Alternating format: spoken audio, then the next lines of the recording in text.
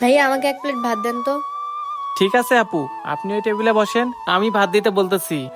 এই রুমান, জি মহাজন। রুমান, এই আপুরে এক প্লেট ভাত দাও। আচ্ছা মহাজন, ঠিক আছে, আমি দিতে আসি।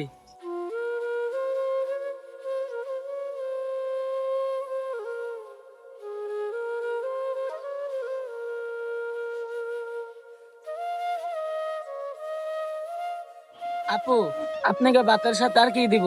ভাইয়া আমাকে ভাতের সাথে ডাল আর আলু ভর্তা দিয়েন। আচ্ছা আপু, ঠিক আছে।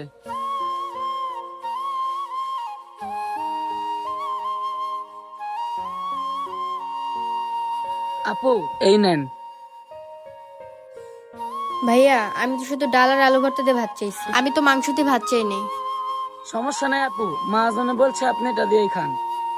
ভাইয়া আমার কাছে না মুরগির মাংস তরকারিতে ভাত খাওয়ার মতন টাকা নেই। সমস্যা নাই আপু, এটা আমার স্যারের পক্ষ থেকে আপনার এমনিতেই দিছি, এই মাংসের টাকা আপনার দেওয়া লাগবে না। ঠিক আছে আপু, আপনি তাহলে খান, যদি আর কিছু প্রয়োজন হয় আমাকে বলবেন। এই হোটেলের মহাজনটা অনেক ভালো। আমি তার কাছে ডাল আর আলু ভর্তা দিয়ে ভাত চাইলাম, সে আমাকে ফ্রিতে মাংস দিয়ে ভাত খাওয়ালো। এই মানুষটাকে দেখে মনে হচ্ছে আজও পৃথিবীতে মানবতা বেঁচে আছে। এই পৃথিবীতে এই মানুষটার মতন সবাই যদি অসহায় মানুষের দুঃখ বুঝতো, তাহলে আমাদের পৃথিবীটা কতই না সুন্দর হতো।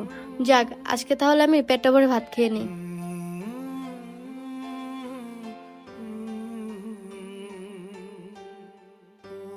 যাই হোক, পেটটা ভরে খাওয়া হয়েছে, এখন যাই হাতটা ধুয়ে বিলটা দিয়ে চলে যাই।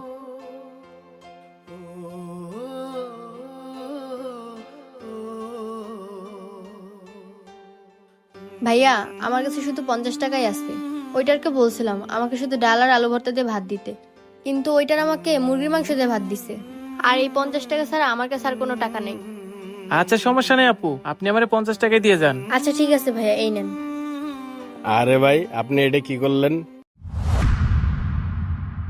কেন ভাই, কি করলাম?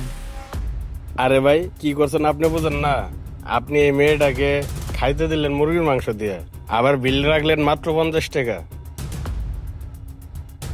ওই আপুটা যখন আমার ওয়েটারকে বললো শুধু ডাল আর আলু ভর্তা দিয়ে ভাত খাবে, এই কথাটা শুনে না আমার অনেক মায়া লাগলো। এই জন্যই আমি আমার ওয়েটারকে বলছি ওই আপুকে যেন এক প্লেট মাংস দিয়ে ভাত দেয়। আরে ভাই, আপনি কি জানেন উনি কে? উনি হচ্ছে আর কে গ্রুপ অফ ইন্ডাস্ট্রিজের মালিকের একমাত্র কন্যা। এই শহরে ওনার বাড়ি গাড়ি ধন সম্পদ টাকা পয়সার কোনো কিছুরই অভাব নেই। কি বললেন ভাই? উনি এত বড় কোম্পানির মালিকের মেয়ে আমার এই সামান্য হোটেলে খাইতে আসছে? আর ভাই, আপনি বা এত কিছু জানেন কিভাবে? ভাই, আমি জানবে না তো কে জানবে? আমি হচ্ছে আর কে গ্রুপ অফ ইন্ডাস্ট্রিজের একমাত্র জেনারেল ম্যানেজার। ভাই, আপনাদের কথাটা আমি কিছুই বুঝতেছি না। এত বড় কোম্পানির মালিকের মেয়ে আর জেনারেল ম্যানেজার হয়ে আমার হোটেলে খাইতে আসছেন? ভাই, এই যে আমাদের ম্যাডামকে দেখতেছেন, উনি জন্মের সময় তার মাকে হারাইছে। উনি মায়ের আদর কোনোদিনই পান নাই। স্যার, আপনি এইসব কথা আমাকে বলতেছেন কেন? কেন বলতেছি তাহলে শুনেন। আমি আর ম্যাডাম খবর নিয়ে দেখছি, আপনার রেস্টুরেন্টে যত গরিব অসহায় লোক আসে, তাদের কাছে টাকা না থাকলেও আপনি তাদেরকে খাওয়ান। ম্যানেজার সাহেব, আমরা ওনার বিষয়ে যা যা তথ্য নিয়েছি সবই সত্য। আপনি ওনাকে 1 লক্ষ টাকা দিয়ে দেন। আচ্ছা ঠিক আছে ম্যাডাম। হে নেন ভাই, এই 1 লক্ষ টাকা আপনার সততার পুরস্কার। স্যার, এই টাকা আমার লাগবে না।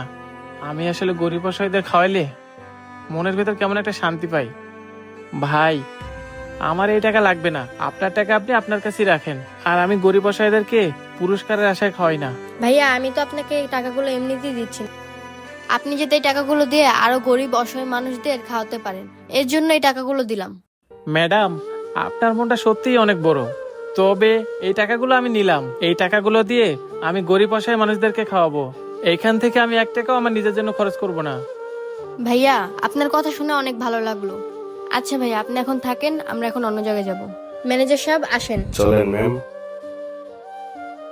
সত্যি, কেউ যদি গরিব অসহায় মানুষের দিকে মায়ের নজরে তাকায়, তখন উপরওয়ালাও ঠিক তার দিকে মায়ের নজরে তাকায়। আমাদের এই ভিডিওটি আপনাদের কাছে কেমন লাগলো? ভালো লাগলে অবশ্যই লাইক কমেন্ট এবং শেয়ার করে দিবেন। ধন্যবাদ।